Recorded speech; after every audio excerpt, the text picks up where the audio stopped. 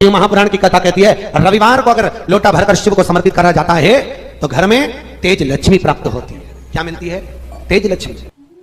रविवार को अगर शिव पंचायत में गुड़, चावल, लाल फूल और लाल मिर्ची के 11 दाने पानी के कलश में तांबे के लोटे में लेकर हाथ को ऊंचा कर नेत्र, नासिका, वक्षस्थल के सम्मुख में जो सूर्य नारायण को अर्घ देता है, जल चढ़ाता है, और जो सूर्य को अर्घ रविवार के दिन दे देता है, अगले रविवार तक पैसे की आवक आना प्रारंभ हो जाती है। जो आज तक फोन नहीं उठाता वो फोन उठाना चालू कर देता है।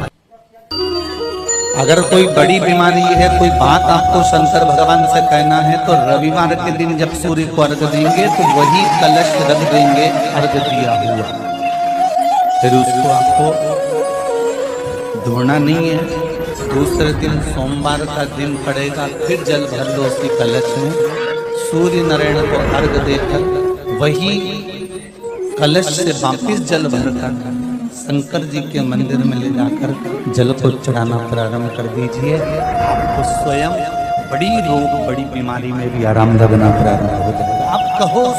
अब एक बात सावधानी से सुनिएगा, शायद शिव महापुराण के माध्यम से अभी तक ये बात सामने नहीं आई, पर शिव पंचायत कथा में आ रही है तो सावधानी से सुनना। एक प्रश्न हमारे भीतर खड़ा होता है, जब हम सूर्य नारायण भगवान को अर्घ देते हैं, जल चढ़ाते हैं, तो वो जल पृथ्वी पर जब गिरता है तो उसके छींटे हमारे शरीर पर लगते हैं। क्या वो ठीक है? क्या वो श्रेष्ठ है? तो शिव महापुराण की कथा कहती है जब हम सूर्य को अर्घ देते हैं, सूर्य को जल चढ़ाते हैं, वो पानी जब पृथ्वी पर गिरता है उसके छींटे हमारे शरीर पर लगते हैं तो वो श्रेष्ठता का भाव निर्मित करते हैं, वो गलत नहीं हो सकता। कारण अब वो भी समझ लीजिए। अब सूर्य नारायण भगवान को आप जल चढ़ा रहे हो तो छींटे नहीं लगे, उसके लिए क्या स्टूल पे चढ़ के चढ़ाओगे कि कुर्सी पे चढ़ के चढ़ाओगे? अरे बोलो तो सही। अब कई लोगों के दिमाग में यह बात भरा गई कि हम भगवान को जल चढ़ाते हैं, वो हमारे शरीर में छींटे लगते हैं, जमीन पे से पानी गिरता है, वो हमारे शरीर को छींटे लगते हैं, भगवान को अच्छा नहीं लगता होगा। कौन ने कहा? पहले तो उसको पकड़ के ला। मेरे राम जी महाराज, मेरे भगवान कृष्ण, बड़े बड़े संत, साधु, सन्यासी, तपस्वी, साधक, उपासक जितने भी हुए, जिन्होंने सूर्य की आराधना करी, इन्होंने टेबल पे चढ़कर या कुर्सी पे चढ़कर जल नहीं चढ़ाया, इन्होंने पृथ्वी पर खड़े होकर ही, क्योंकि पृथ्वी तत्व के देव हैं शिव। जब हम मृत्यु लोक पर खड़े होकर, पृथ्वी पर खड़े होकर भगवान शंकर का भाग पृथ्वी तत्व को धारण कर कर जल को हाथ में लेकर जब समर्पित करते हैं और जो जल नीचे गिरता है वो शरीर पर अगर लगता है तो हमको उसका आशीर्वाद ही प्राप्त होता है, दोष नहीं लगता। और लोगों ने इसको विपरीत कर दिया कि कौन ने विपरीत करा? कई लोगों ने इसको विपरीत कर दिया। कौन ने विपरीत करा? तो जो दूसरे धर्म के लोग होते हैं, जिनको हिंदू धर्म से नफरत होती है और जो हिंदू धर्म की पूजन, सेवा, अर्चना को समाप्त करना चाहते हैं, वो धीरे धीरे धीरे धीरे कहने लगे कि सूर्य को जल चढ़ाओगे तो शरीर में लगेगा, शरीर में लगेगा तो दोष लगेगा। इसको कह कहकर घर घर में सूर्य को जल चढ़ाना लोगों ने बंद कर दिया कि आप जल चढ़ाएंगे तो दोष लगेगा, शरीर पे छींटा लगेगा, शरीर को ऐसा लगेगा। ये दोष नहीं है। कितनी सुंदर बात है महाराज। सूर्य नारायण भगवान को जब जल चढ़ाया जाता है, हाथ सिर से 8 इंच की दूरी पर होना चाहिए। जम के बोलिए, सिर से कितना ऊंचा होना चाहिए? 8 इंच ऊपर अपना हाथ होना चाहिए मस्तक से सूर्य को जल चढ़ाते समय। और ना चांदी का, ना स्टील का, ना लोहे का, ना प्लास्टिक का, ना कांच का, ना सोने का कोई बर्तन, ना कांसे का, ना एल्युमिनियम का, ना पीतल का, केवल एक पात्र होना चाहिए, वो है तांबे का। काय का पात्र होना चाहिए? तांबे का पात्र। और सूर्य नारायण भगवान को जब 8 इंच ऊपर तुम्हारा हस्त है और जब हम सूर्य को जल चढ़ा रहे हैं, कैसे जल चढ़ाना है वो भी समझ लीजिए।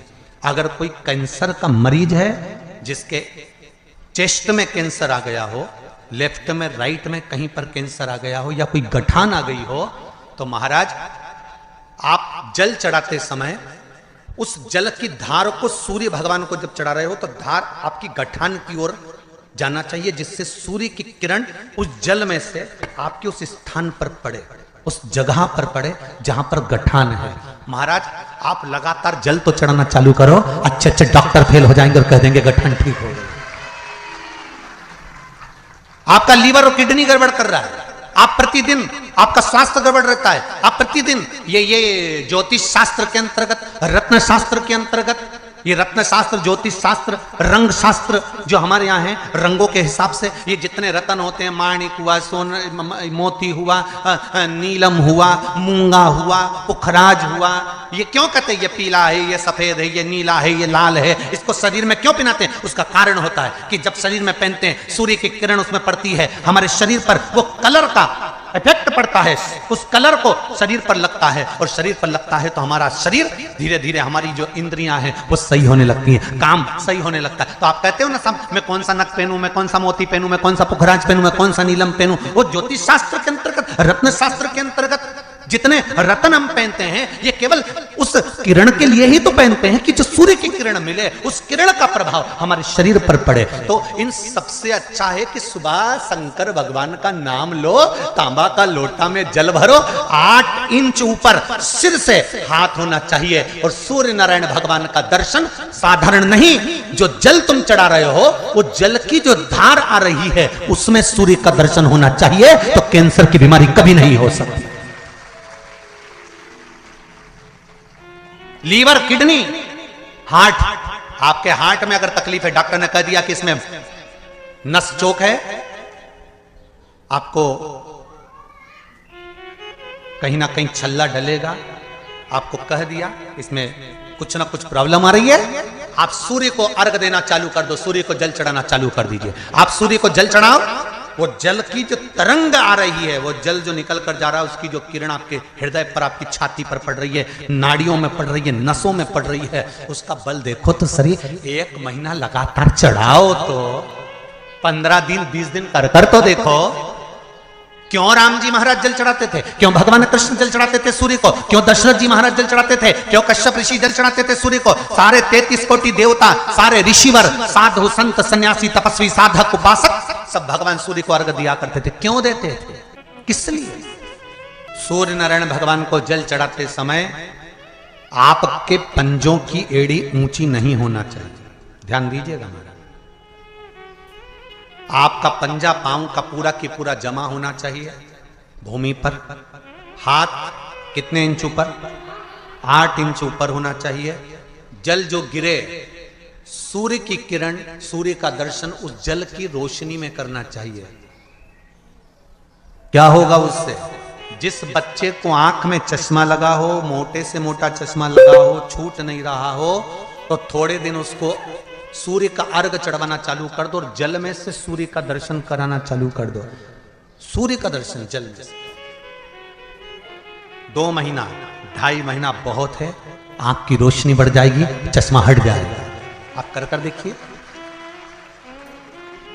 अब एक प्रश्न और खड़ा होता है सूर्य को अर्घ देने का। गुरुजी, पंचदेव पंचायत में सूर्य नारायण भगवान शंकर की पंचायत में हैं।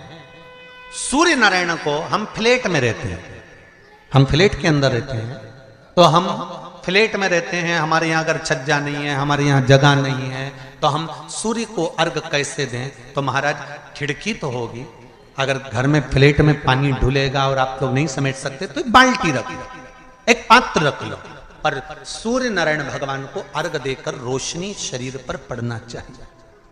जिंदगी में कभी कोई बड़ी बीमारी नहीं आ सकती। कितने लोग देते हैं सूर्य को अर्घ? जरा हाथ उठाओ। बहुत बढ़िया, बहुत जोरदार। पुरुष लोग भी देते हैं ना, चाहे बच्चे से बच्चा, बच्चों के हाथ में भी 1 लोटा पानी पकड़ाओ।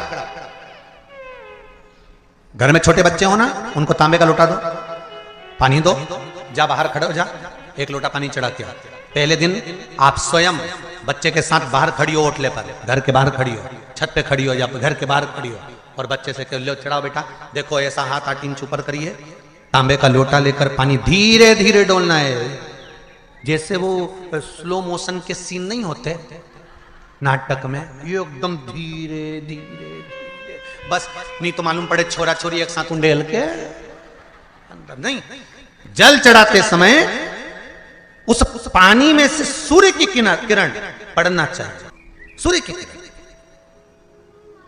एक बात और कहना चाहूंगा, अगर आप लोग स्वीकार करेंगे तो, अगर कहीं आपको लगता हो कि बच्चा पढ़ने में कमजोर है, विद्या में कमजोर है, रिजल्ट अच्छा नहीं आ रहा, पढ़ने में कमजोर है, वो पढ़े, अपनी जगह पढ़े, वो कार्य करे अपनी जगह करे, मेहनत करे अपनी जगह करे। बच्चों को कह दो कि कुछ समय के लिए सूर्य को अर्घ देना चालू कर। सूर्य की किरण जहां पर ब्राह्मण या हिंदू धर्म का व्यक्ति मस्तक पर तिलक लगाता है, भुकुटियों के बीच में उस सूर्य की किरण इस भुकुटी के बीच पड़ना चाहिए, परंतु पानी कम से कम ना करते हुए स्लो मोशन में धीरे धीरे गिरना चाहिए, एकदम धीरे धीरे। तो यहां एक रेखा सूर्य की किरण से पड़ती है। सूर्य नारायण भगवान को स्टील के लोटे से या चांदी के लोटे से या पीतल के लोटे से या प्लास्टिक के लोटे से या कांच के बर्तन से जल चढ़ाने से आयु छिन्न होती है। क्या समाप्त होती है? आयु। और सूर्य नारायण भगवान को अगर तांबे के लोटे से जल दिया जाता है तो आयु की वृद्धि होती है, और दिन भर में अगर कोई काम अटकने वाला है तो वो काम का रास्ता खुल जाता है और शरीर की बीमारी समाप्त हो जाती है। शरीर की बीमारी समाप्त हो जाती है। एक नियम बना लो कि हमारे शरीर को, क्योंकि दिन भर हम दुकान पे बैठे रहते हैं, नौकरी में लगे रहते हैं, सर्विस में लगे रहते हैं, अगर मुंबई, पूना, चेन्नई, मद्रास आदि का अधिक बड़ी बड़ी सिटियों में लोग रहते हैं तो उनको ऑफिस जाना पड़ता है, सवेरे से जल्दी उठते हैं, काम करते हैं, दिन भर ऑफिस में लगे रहते हैं।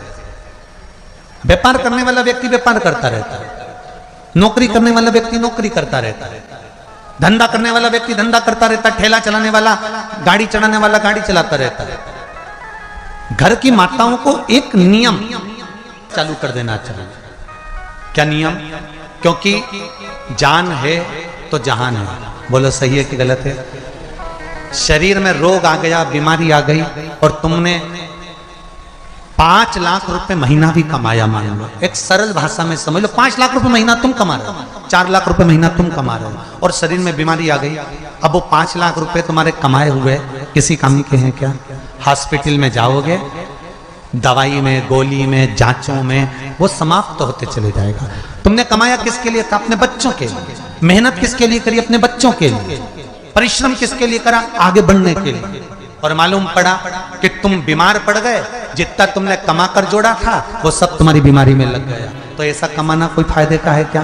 कमाओ, दिल से कमाओ, जितनी तुम्हारी कैपेसिटी है उससे दोगुना कमाओ, पर उसके साथ एक काम चालू करो कि तुम अंतिम क्षण तक, जब मौत तुम्हारे दरवाजे पर आए, तुम्हारी उम्र जब पूरी हो, तब तक भी तुम बीमार नहीं पड़ो।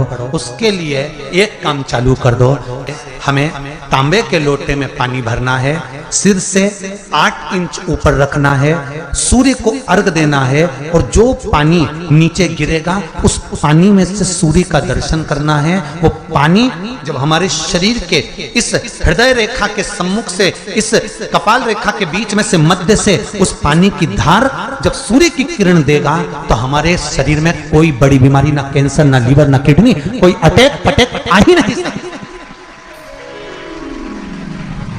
मेरा बच्चों से भी निवेदन है कि आप अपने पापा से कहो, आप अपनी मम्मी से कहो, और बड़ों से निवेदन है वो अपने बच्चों से कहो। बुजुर्ग माताओं से निवेदन है, अगर आप अपने बच्चों को सुखी देखना चाहती हो, बीमारी में पैसा नहीं लगाना चाहती, आप अपने बच्चों को अंत समय अपनी आंखों से उसको तड़पता हुआ नहीं मरना देखना चाहती, तो सूर्य को अर्घ देना चालू कर दो।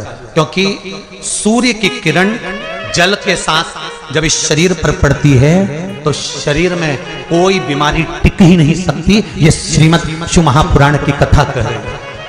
ये ज्योतिष शास्त्र कहता है, रंग शास्त्र कहता है।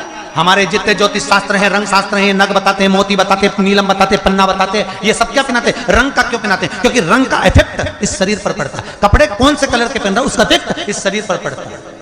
उसी तरह 8 इंच ऊपर मस्तिष्क से तुम्हारा हाथ होना चाहिए, तांबे के कलश में जल होना चाहिए, और सूर्य को देखकर उस जल की धार में सूर्य को जल दीजिए। जिंदगी में बीमारी तुमको नहीं घेर सकती, और बीमार हो भी गए हो तो 15-20 दिन करके देखने में कुछ नहीं जाता, बाद में मत करना, श्योर वाला हमारा झूठ बोल रहा होगा, उसमें क्या दिक्कत कह रहे हैं?